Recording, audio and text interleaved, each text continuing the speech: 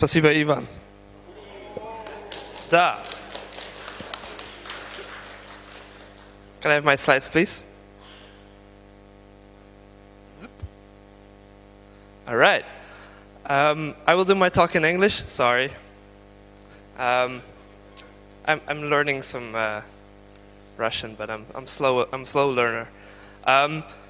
Thank you for having me. I will be talking about the IoC container today. As Ivan introduced me, my name is Hannes, and I can describe myself with a couple of emoji characters. I'm a Belgian, and I like to swim, bike, and run. So yeah, the IoC container. What is the IoC container? It's an acronym. So IoC stands for International Olympic Committee. No, that's a joke. It's not that. IoC container. The container. Most people think about Docker containers when you say, "Oh, containers." No, it's not. It's not that either. IoC container is the Inversion of Control container. And to understand what inversion of control is, we also have to understand a couple of more design patterns, code design patterns. Let's start off with some code on screen here. There's two ways to describe a new service and then use a new service. The first one is to just new it up with the constructor and let the service decide what it needs and get all of that and initiate the FTP server and blah, blah, blah, and then do some calculations. Or we can use an IoC container in the bottom here. We can use an IoC container to create this new service and whatever the service needs, and then let the service be used. So in most legacy applications, we find a lot of code like this. There's a service class which has a construct method, which has an init method, which does a lot of configuration to make sure that the service class has what it needs. So in this case, the service class needs an FTP connection with some config settings that it needs to grab from some kind of global function or some global config repository or something from the framework, or needs to boot up whatever, or needs to read a JSON file, who knows. So a lot of stuff is happening in the service class, but what the service class actually needs to do is down here, the 3 dots. It needs to calculate something. So we want to refactor this. We want to refactor this so that this service class only has a single purpose. So the single purpose is the S in solid design principles. So my screen's gone. Okay, it's back. So we want to refresh some of your knowledge on design patterns. So we want to refactor this. The service class looks like this. It's going to set up some FTP stuff, and then it's going to, in the calculate method, it's going to get some stuff from the FTP server, do some calculations, and return the result. That's too many responsibilities. But what happens if So the first thing we can refactor is the setup of the FTP. We can pull that out of the entire class and do that somewhere else and inject it through the constructor. That's the first design pattern. That is constructor injection. Constructor injection is basically one of the ways to do dependency injection. So dependency injection is one design pattern. Constructor injection is a way of doing dependency injection. So that's the first thing we will do here. From setting stuff up in the constructor, we're going to set stuff up somewhere else and then inject it through the constructor. But then the customer comes in and they say, well, we want to do some more stuff. We want to prevent hitting the FTP store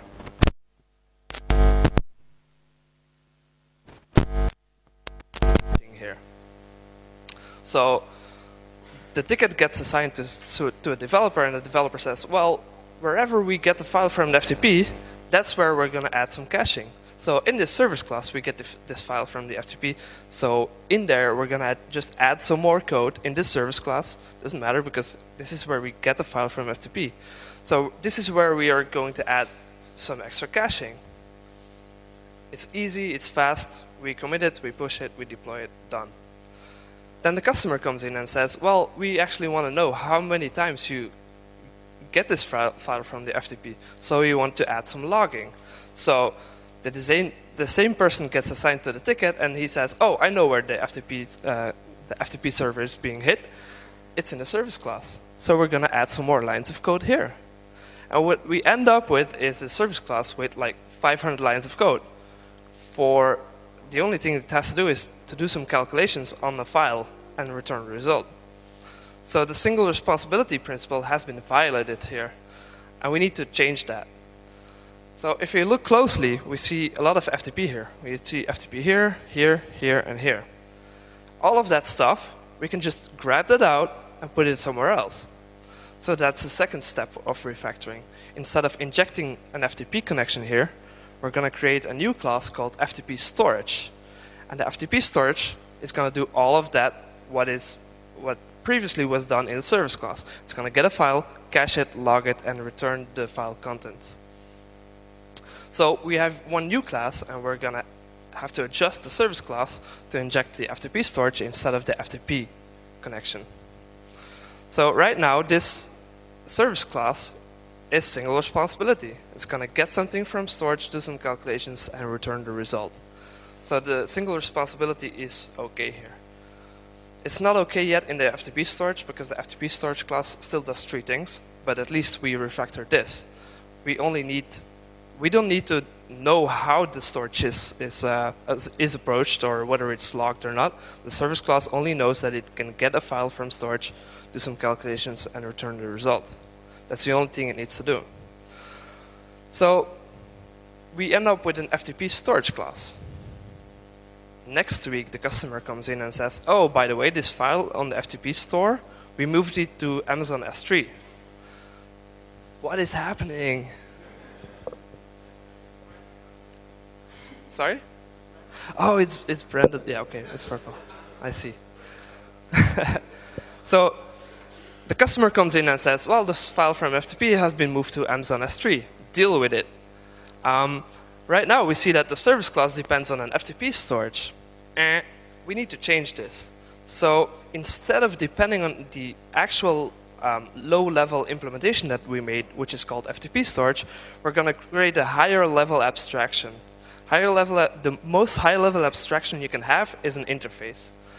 So we're going to create an interface which is basically the same as the FTP storage class, but there's no implementation.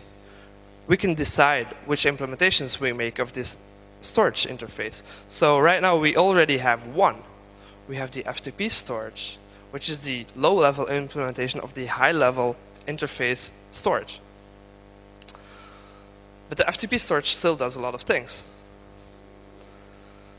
We also have to adjust the service class to instead inject the FTP storage, we're going to inject any kind of storage. Doesn't matter which one.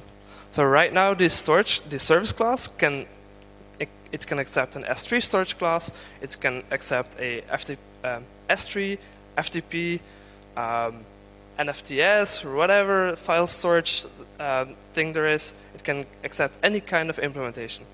So this is a very stable class. Right now, whatever happens with the storage system, or whether we need to cache it or log it or change it, doesn't matter. This service class is going to stay the same. It's super stable. But the FTP storage class still does a lot of things. It gets a file, caches it, logs it. But because we have this implements interface, which is dropped in this slide, but doesn't matter, because we have this implements storage interface, we can create adapters. We can create decorators. So we can extract all of that caching and put it in a cache decorator. This cache decorator takes a cache storage and a storage implementation. This could be an S3 one, could be a log decorator, could be an FTP storage class, doesn't matter. And what it basically is going to do is it's going to proxy the calls to the underlying storage class. So we can still do storage wrapped, get the file name or the file content, but we're going to cache it. We can do exactly the same thing with logging. So we can create a log decorator which implements the storage interface. It's super important that this log decorator implements a storage interface, because we can wrap all of those objects And we can start injecting those objects into the service class. And it doesn't matter which one is a top layer, whether it's the log decorator or the cache decorator or the Ftp storage class. So this is what the storage class, Ftp storage class refactoring looks like. First it had all this code like get stuff from the file, cache it, log it, but we can all remove that. And right now this Ftp storage class is single responsibility. It only has one responsibility. It also depends on the FTP connection.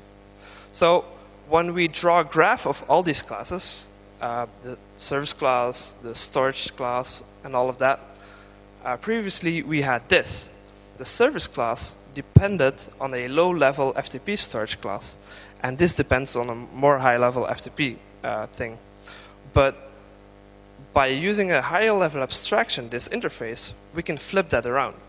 All of the arrows in this graph, they point upwards, which means this is a stable graph.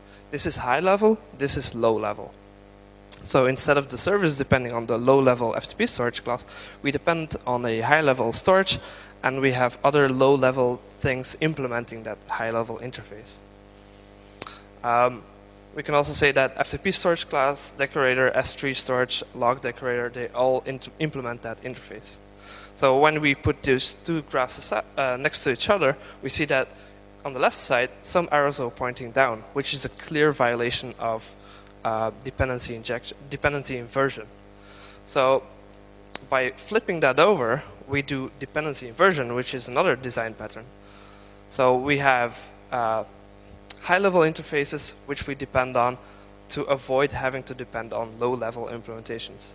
So previously we had this. We had service is new service class. This service class, this constructor, had to do all of that. It had to do.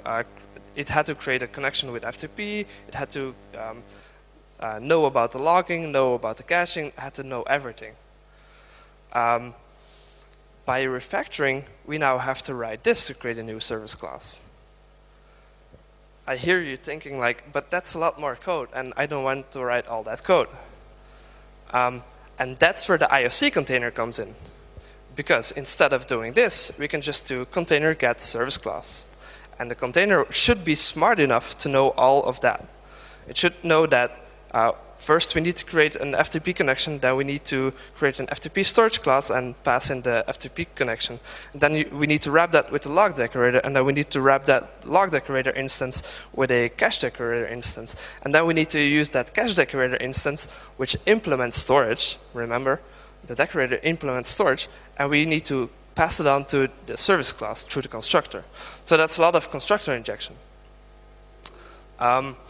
So to wrap up all these design patterns, we have dependency inversion, which is basically pointing arrows upwards instead of downwards. We depend on higher level abstractions instead of low level implementations.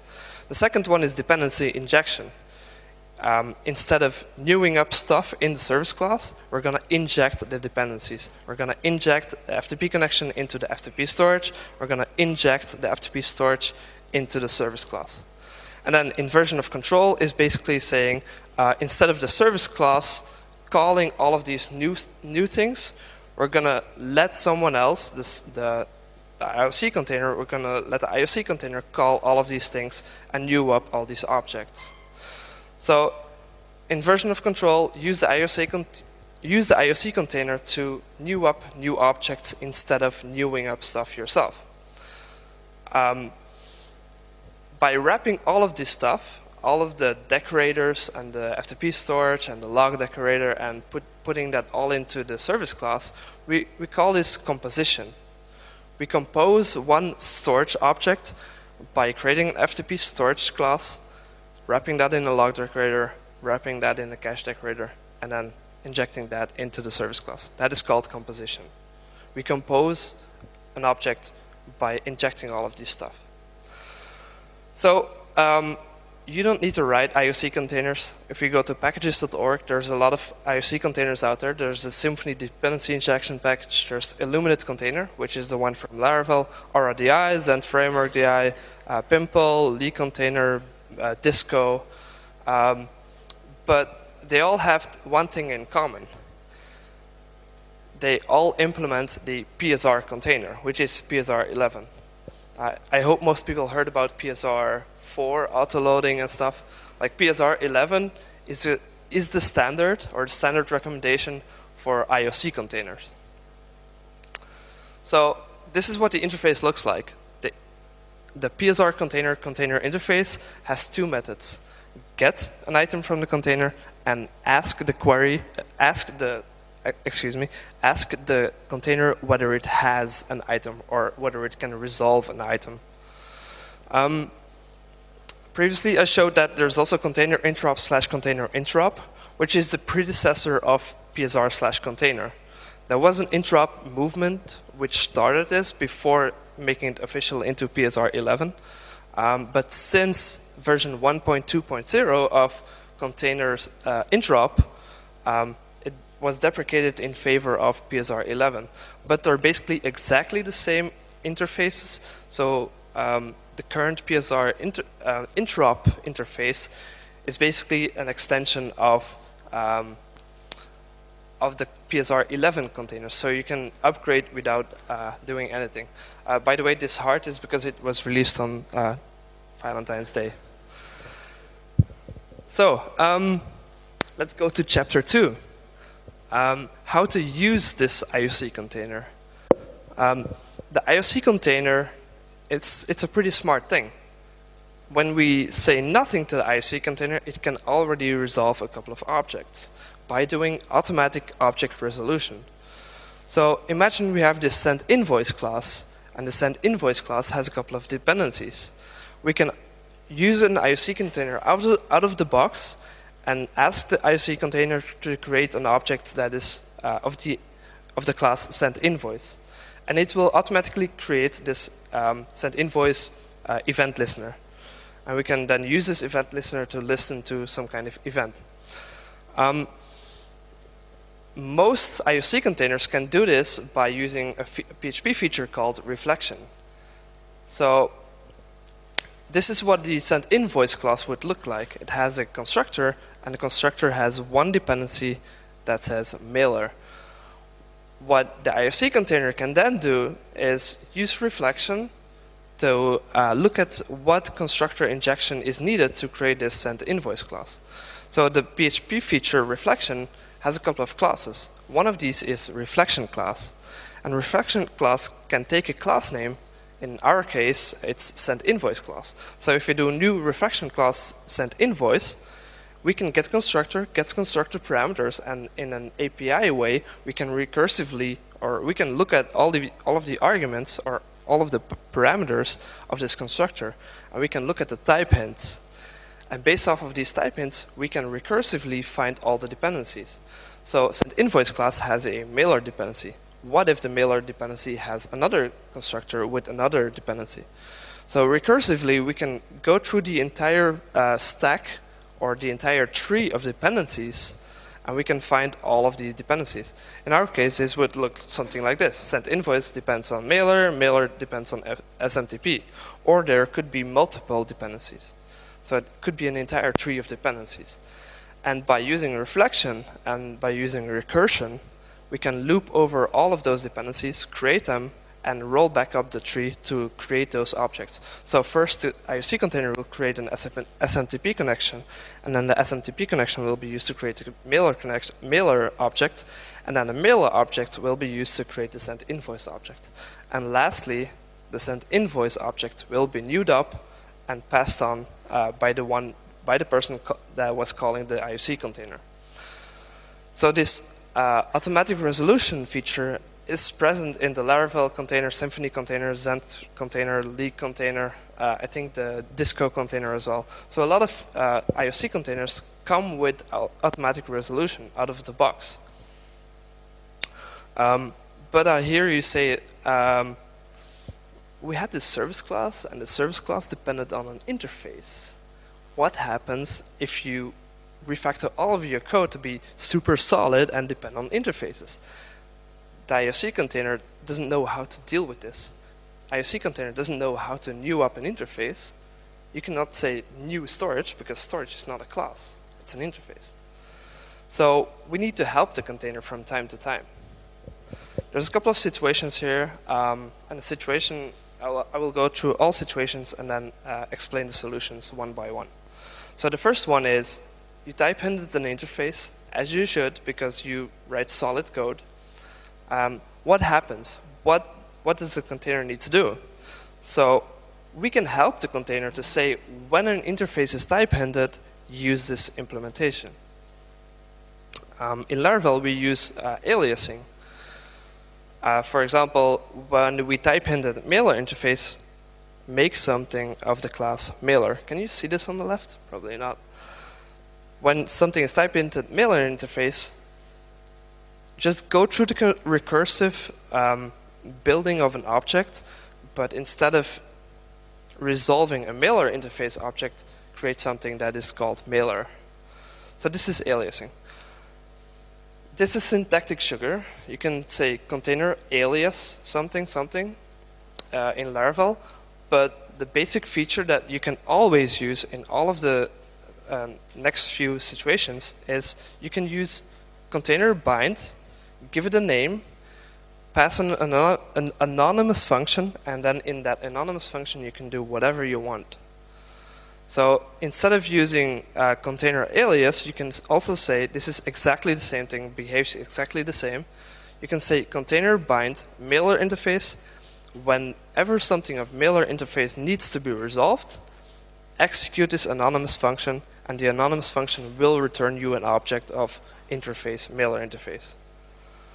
So this anonymous function returns a new container get mailer. So this does exactly the same thing. When we look at the code of container alias, it actually does this. In the PHP leak container, the leak/container package, we can use container add and do exactly the same thing. Container add, whenever a mailer interface is being resolved, use mailer instead. Right. Situation number 2. When a class has a constructor and the constructor, and the constructor has multiple arguments which are not type-hinted. So they could be string typed or they could be array typed, but not typed with a class. So the IoC container doesn't know what to resolve or what to inject there. For example, we have a mailer class, and the mailer class takes 2 arguments. For example, a username and a password. Those are 2 string-typed arguments, but the IoC container doesn't know how to resolve them, right? They're not typed with a class. So the solution is to define them explicitly. In Laravel, we can use the default way, container bind mailer, and then some anonymous function. And in that anonymous function, we can get whatever we need from the configuration container or whatever, or environment or whatever. So we can create a new mailer with the username and a password. We can just tell the IoC container to do something. In Symfony, we can also do this. Container register mailer, but when mailer is being resolved, use these arguments. Add argument username, add argument password. In the PHP leak container, it looks almost the same. Instead of register, we use add. Container add mailer with argument, or add argument username, add argument password. Note that we can also do exactly the same thing in Symfony. We can also say container add and then mailer and then use an anonymous function. It behaves exactly the same thing. So situation 3. When a class is type-hinted, we want to return the exact same object every single time.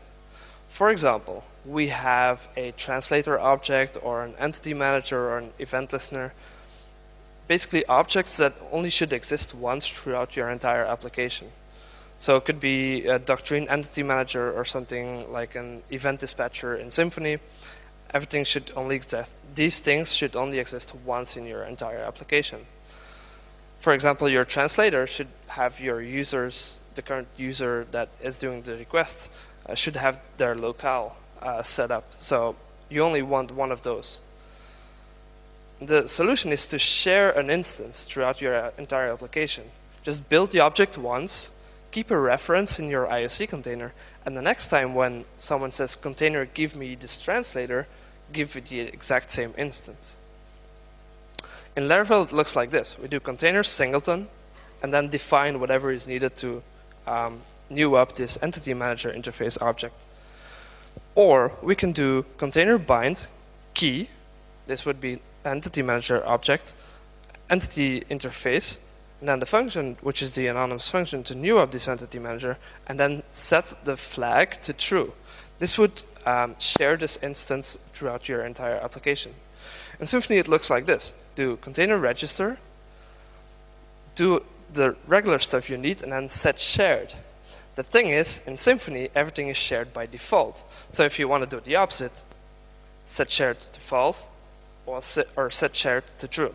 By default, it's shared by default. So we need to set shared to false to change it.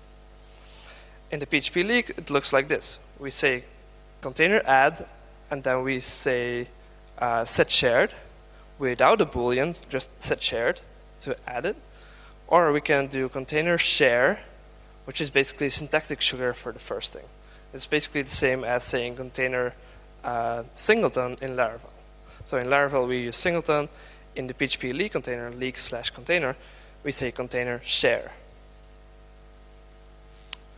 The next situation. What if different classes need a different implementation of the same interface?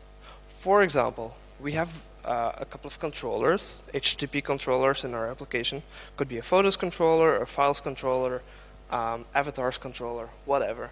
And they all depend on the file system interface, because the file system interface is where the files are getting sourced to display on the user's end. But they all need different implementations or different objects, but they depend on the high-level interface, as you should. The solution here is to use contextual binding.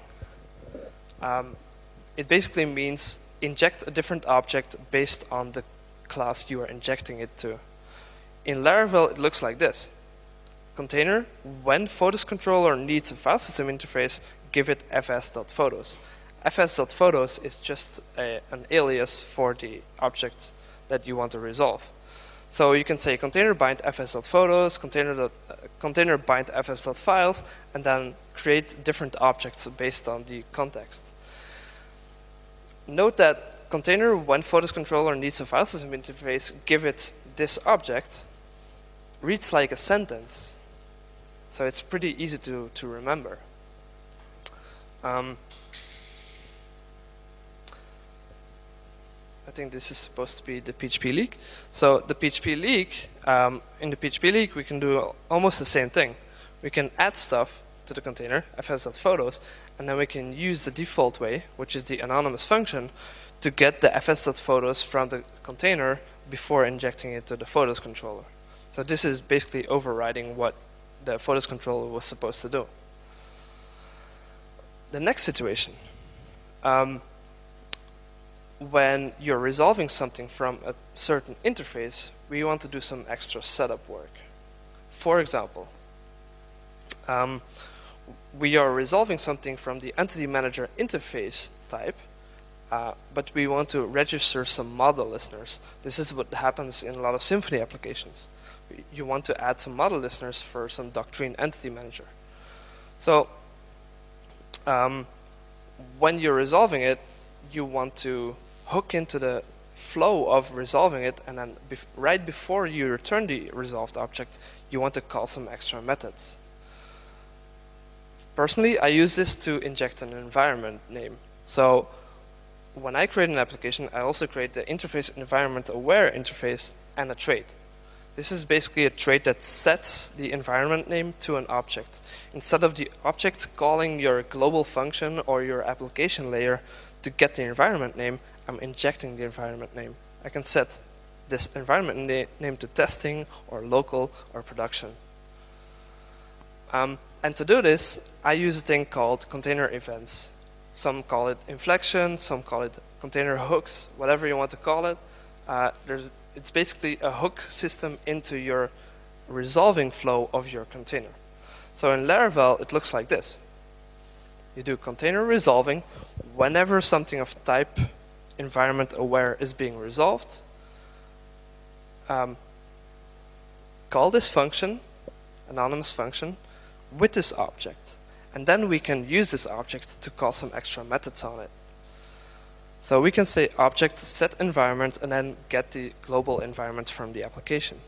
By doing this, any object that implements this environment aware doesn't need to be aware of the global application or the framework. It doesn't need to know about that. It doesn't need to know how to call app-env or whatever.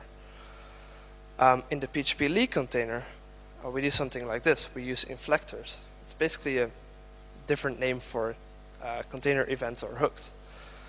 So whenever something of environment aware is being resolved, invoke a method on it, and the method is called setEnv, and use the environment, and then call that method. I use this to quickly inject stuff like the environment name or an event dispatcher or whatever. I use this to inject a command bus, event dispatcher, stuff that you can set on for example, you can set this on a photos controller or any kind of controller by adding this interface and trait to do any controller that needs it. And the Ioc container will already have that set up and will already know, oh, this controller is being resolved. It is of type command bus aware, so I need to inject this command bus by calling the set command bus method. You can also use this to set soft dependencies. What is a soft dependency? For example, in Laravel there's a thing called mail queuing. So the Laravel mailer knows some kind of queue system to send mails in the background. But it's optional. You can do mail send and then it will be sent immediately. As long as you don't call mail queue, the mailer doesn't need to know about any queuing system. It's a soft dependency. It only needs the queuing system when you actually call mail queue send this email. If you go search in the Laravel code, we can see that there's a lot of use cases that do exactly the same thing. So yeah, soft dependencies. We can inject something into the mailer, or we can, yeah, this is how it works. So the mailer has a method called setQueueResolver, which takes an anonymous function, and the anonymous function is only called by the mailer when it needs the queuer. So whenever you say mail queue, it's gonna remember, oh, someone gave me an anonymous function, and when I call this anonymous function, it will return me an object of type queue, and then I can start using the queuer. So it's used for injecting stuff, soft dependencies, but also I use it for setting configuration values, like the environment, but also something that comes from a config file. For example, I have a validator that validates file types. You upload a file and it needs to validate. It can only be JPEG, PNG, or SVG, something like that. Instead of the validator calling the config class of your framework, could be Laravel, could be Symfony, could be whatever, I'm going to set those file types by using the Ioc container. So I'm going to say whenever the validator is being resolved, I'm going to get whatever it needs from the config file and then set that using a method injection. This is another type of dependency injection. I'm going to set that by calling the setAllowedFileTypes method, and I'm going to pass it on the file types. By doing this, the validator doesn't need to know where the file types come from. Could be somewhere in a script, could be somewhere in the setup from the Ioc container. Doesn't matter. So where do we put all this?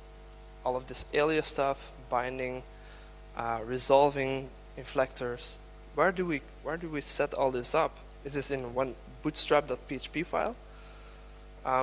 Personally, I like something called service providers. We have this in, I think it's Slim PHP, Laravel has it, the Leak PHP container has it.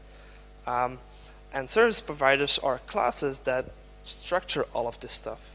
Everything related to file systems, so you can put it in a file system service provider. And then we can have two methods in there. One is register, which does all the bindings, like container bind or container singleton, container share. All of that is supposed to go here. And in the boot method, we can do all of those extensions. Like whenever something is being resolved, also do this. Like here go, this is where you put all the macros, extensions, container events, inflectors, all of that stuff that only needs to be called after something is being resolved. In Laravel, you can also do this, and whenever the boot method is being called, it's going to use reflection to find all the arguments here, instead of doing some extra work. This is basically a syntax sugar. You don't need to remember this. It's fine. So in Laravel, we just register them in a config file in the PHP leak. In the PHP leak container, you can do container add service provider and then give it a service provider class name.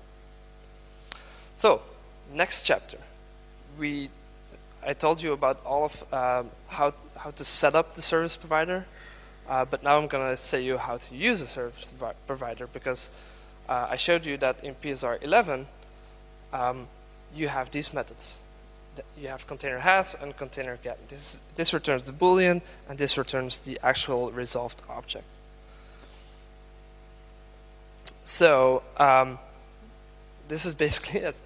Container get and container has.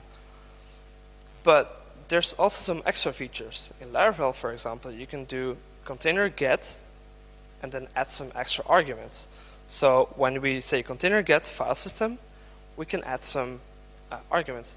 I like to use this to say, to get different configured objects. For example, I need a file system, but I needed to point it to the images folder. Then I can do container get file system to the images folder. And whenever the file system is being resolved, I can get the arguments passed on to the anonymous function. And in this anonymous function, I can grab the first argument, do some array destructuring or whatever, get the folder that it needs to point to, and use that to create this new file system object and return it. We can also use this to say, well, instead of passing on images every single time, I can also bind fs.images as a new alias and use the same feature with these arguments. So I use this a lot. I just make one method to create a new file system object, but then I also alias all of them, like fs.images, fs.photos, fs.avatars, fs.pdfs, whatever. I alias them all so that I can use this one single resolution way here, but I use these arguments here to make them all. So another way to use container is by calling functions with resolved parameters. What I mean by this is you pass a function to a container and say, hey container, call this, but call this function and look at the parameters of this function and resolve them all. So what it looks like is this. You can say container call, give it a closure, it could be any anonymous function. Like for example, this boot method in the service provider. This is basically a closure. If you say service provider and boot method and ask the container to call this, it's going to automatically look at all of the arguments. In this case, there's only one. And it's going to resolve the view object from the container and use that to call this method. So you can use any kind of closure, any kind of anonymous function.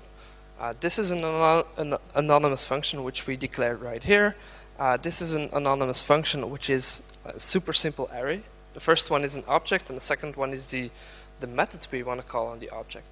This is if you call isClosure in PHP, this is going to return true. And this is the static method handle on a listener. And then the last one is something that only works in Laravel, which is listener add handle. Basically, this is going to do resolving twice. First, it's going to resolve the listener, and then it's going to resolve all of the arguments needed to call the handle method. This is how the Laravel router works.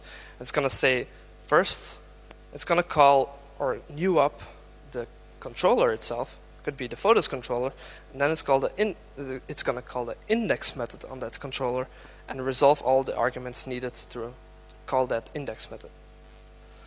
So to do this, it's going to use reflection function instead of reflection class, use the callback, get all parameters, loop over all those parameters, and resolve all of those type hinted arguments. In Laravel, you can also do this, container wrap, listener at handle, and that's going to make an anonymous function that you can inject into, for example, a legacy framework. Some legacy frameworks pass on a lot of closures that you need to call without arguments, and by using a container wrap, you can wrap this into a super simple anonymous function. This will be the anonymous function that is being returned. Another feature of IoC containers is tagging. I like to use tagging because you can use tagging to add tags to a lot of items and then get all of those items from the IoC container in one go. For example, I have a lot of file system objects bound to my IoC container. For example, file system.images, file system.pdfs, file system.photos. When you tag them with file system, you can ask the controller to get all of those objects in one time. It's going to return you an array of all of those resolved objects. And then I can use for each, loop over all of those file system, and maybe delete all of the files in there. Could be something useful in some kind of test setup that you want to do. I also use this to, for example, pass on an object to different dispatchers. So I can get different dispatchers from the IoC container by tagging them all with dispatcher. And then I can get all dispatchers by using container tagged, give me all dispatchers, and I can loop over all dispatchers and delegate something to all of them. In the PHP league, it looks like this. You say add file system.images, add tag file system.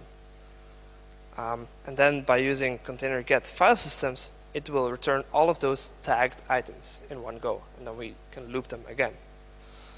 So I get this question a lot: when to inject the container? A lot of people say, okay, so this container knows everything, so we should use this container everywhere where we need to new up a new object. That is wrong. Try to use the container, or as little as possible. A couple of good places where you should use a container is, for example, in an event dispatcher. Event dispatchers, they don't know yet which event listener they should call. They don't know yet which event listener needs to be newed up. So before an event listener gets a new event, it only knows all of the listener names and the listener classes, and that's it. The router is the same. Before the HTTP request comes in, it only knows the names of the controllers. It only knows the names of the routes and the controllers and the controller methods it needs to call. So as soon as a route comes in, a new request comes in with /photos or something, you need to call the photos index method. So the photos controller needs to be newed up. You need to have the IoC container for that. The same thing is true for the command bus and factories and so on and so on. Try to use the IoC container only in these places where you don't know yet which class you need to call. So we have 5 minutes left. I have some bonus slides for you. One of the things that you may find happening is when you want to resolve something, it's going to recursively find dependencies, and at one point it's going to loop over dependencies and try and resolve objects again and again and again in a never-ending loop. That's a circular dependency. For example, a mailer could depend on a queuer, and a queuer could depend on a mailer. So when the IoC container is being asked to create a mailer, it's going to create a queuer, but to create a queuer, it's going to create a mailer, and so on, and so on, and so on, and so on. Until it hits like memory exhaustion, or it's going to detect some kind of loop. So to solve this, The mailer depends on the queuer, but the queuer depends on the mailer. That's a nasty situation.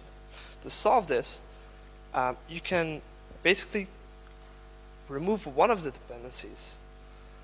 You can remove the dependency of the queuer on the mailer. So instead of saying, well, this mailer depends on the queuer, it's now going to say, well, this mailer depends on the queuer softly. Instead of a hard dependency, you're going to create a soft dependency. So in Laravel, it looks like this.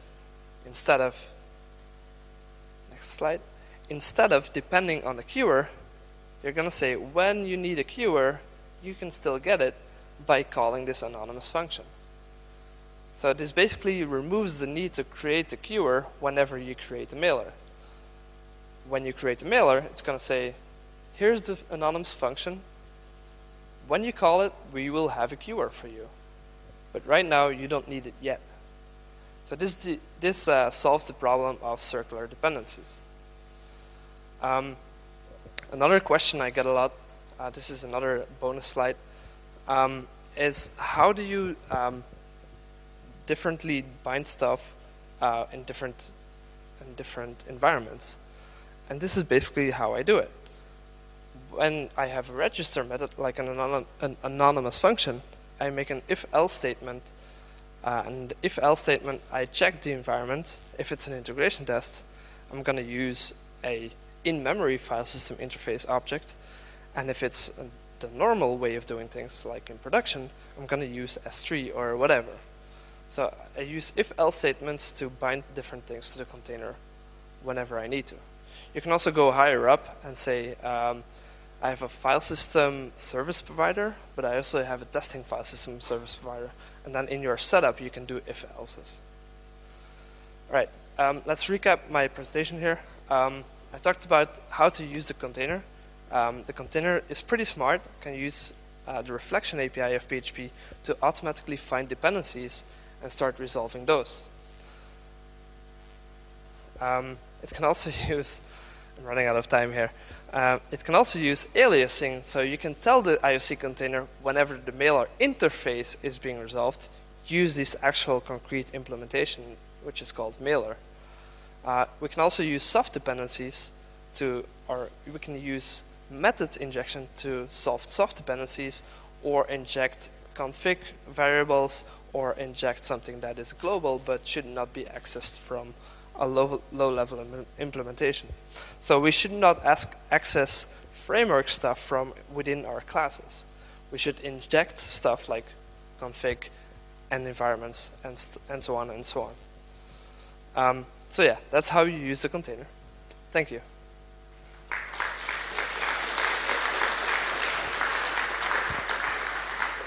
I think we have time for questions. Да. Ребят, задаем вопросы. У кого они есть, я вижу. In English, please. Да, на английском желательно. Если не можете, то просите соседа, чтобы перевел. И второй момент, самый лучший вопрос получает маечку. И не только маечку, там что-то еще в пакетике.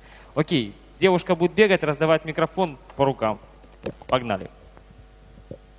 So I guess microphones will be passed around to ask questions. Hello. Hi. Thank you for your speech. You're welcome. I have a question about decorator. You used log decorator and cache decorator above storage to wrap it.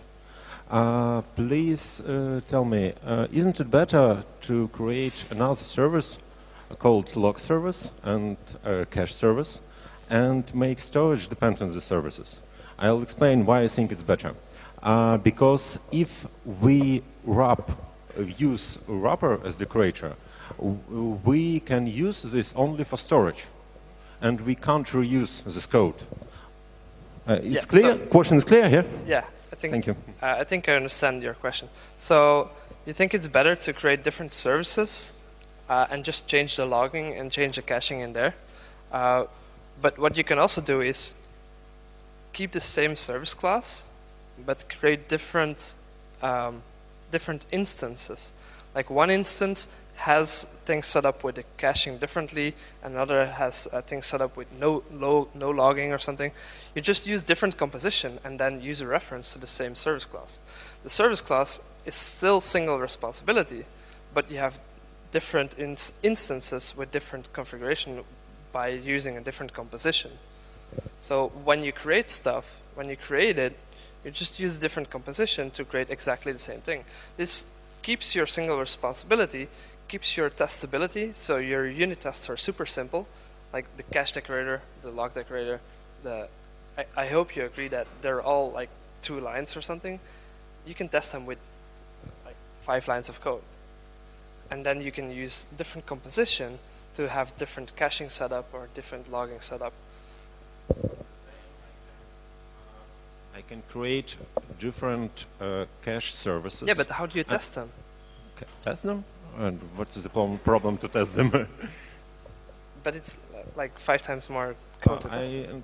I think that I can create a log interface, yes, and have different log services, yes, and my storage will depend of this interface. And also I can have empty log, some fake log interface, and if I do not need to log anything in my storage Service? in some case, I just in configuration file I will create, as you said, composition, and this storage will get dependency on fake logger. It will not log it will log nothing, but it still will be opportunity to log something. Okay. Yeah, you're right. Well, what I basically do is I would keep the same code, but in the service provider where you set things up in the IoC container, you can check the config and then set different config. Like if you set the config to no logging, you can still use the logger decorator, but inject a fake logger or something, stuff like that. Yeah. So we agree, right? Okay, good. All right. Other questions? Thank you for your talk. For example, if I start a project from scratch, and is there any circumstance to choose a particular container? I mean, between Symfony, DI container, or Laravel, or Pimple, is there the most performant one? For example, if I start a project from scratch without a framework, what do you think here? Or should my decision depends just on the API and methods which particular container library gives to me? What is your opinion? Good question. I think they're all performant. I mean, you're probably speaking about nanoseconds. Use a container that you like, that you're happy working with, because that's way faster to develop it, and then it's going to benefit you way more. If you use a container that you never used, or it's hard to use, and you don't understand the container, then you're more likely to make mistakes, which end up taking you more time than the microseconds that you can save by using a different implementation. All of the implementations are like, they're so close to each other, and they all do the same thing. So use some IoC container that you like. I like to use the PHP leak container or the Laravel one. Those are my 2 favorites. Thank you.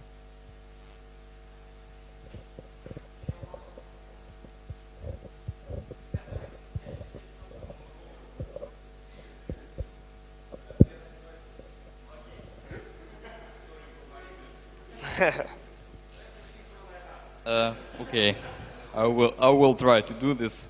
I wrote several questions. Oh, you have a notebook. Okay. And in fact, these are not questions, but they are my opinions about. Okay. And because you shouldn't use container at all, you try to avoid create a lightning talk to using container. That's my opinions, and maybe you can say why I'm wrong or I'm not. I have an idea. Why don't you create a lightning talk? There's lightning talks at what, 5:30 today?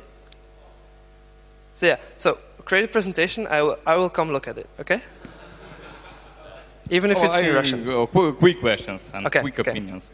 At first, to my mind, using container breaks single responsibility principle, because you forcing service to get some other class before using it. For example, if you create some service, you can independently inject it, and there are no any option and necessity to call container. because it breaks singular responsibility.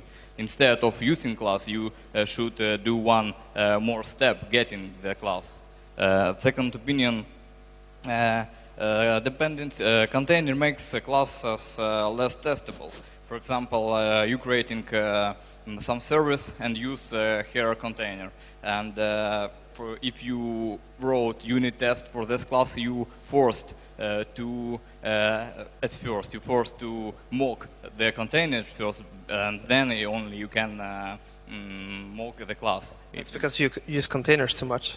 I said only use containers so in like the router or the event dispatcher, but other than that, try to avoid using the container.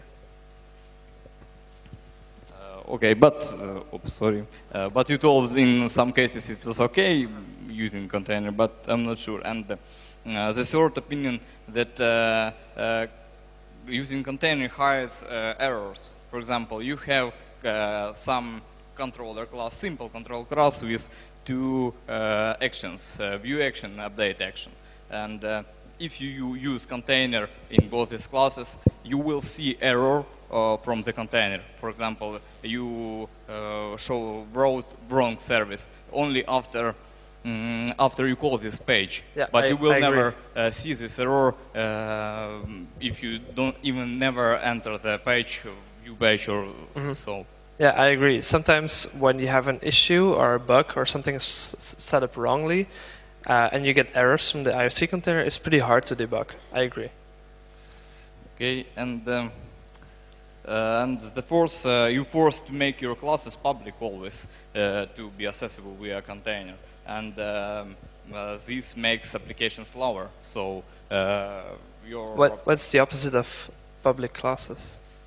It's from Symfony. I'm not sure about Laravel, but it's from Symfony. So make a class available in container, you should make it public. If it is not, you mean the constructor? Sorry? You mean the constructor? No. You in Symfony can always use dependency injection, and even the class is private. But if you want to use it from a container, it should be marked as public. So of course, public gives some overhead for building container and for tracking all these classes. So containers should know about them. So in fact, these are not my opinions. Symfony 3.3 made all their efforts to get rid from usage of container. So after wiring and such the stuff, they create to avoid using container. Sorry for my English once more. No worries, I understood. That's good. All right, I expect a lightning talk for you. One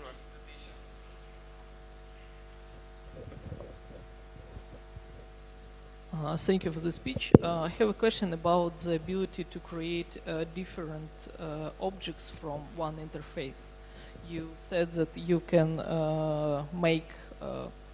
use file storage interface and make different objects for images, for files with different aliases. And the question is it correct? Because when you get this object when you inject this object to the class, you can't find out what exactly object it is. It has the same interface, but different. That's the thing. It shouldn't. It's a feature. No. The high level abstraction is there because you don't need to know. If you should know, then please depend on the Ftp storage instead of the high level abstraction. But in this case, the service class, it doesn't matter. It doesn't care if it's an S3 or FTP. But if you do care, please inject something that is not an interface. Sure. That is a very valid reason. You shouldn't abstract everything into interfaces. Absolutely not. When you actually need to know whether it's some kind of whether it's some kind of implementation, use the actual implementation instead of the high-level abstraction. Only use it when it's necessary. Yeah, thanks. You're welcome. Да.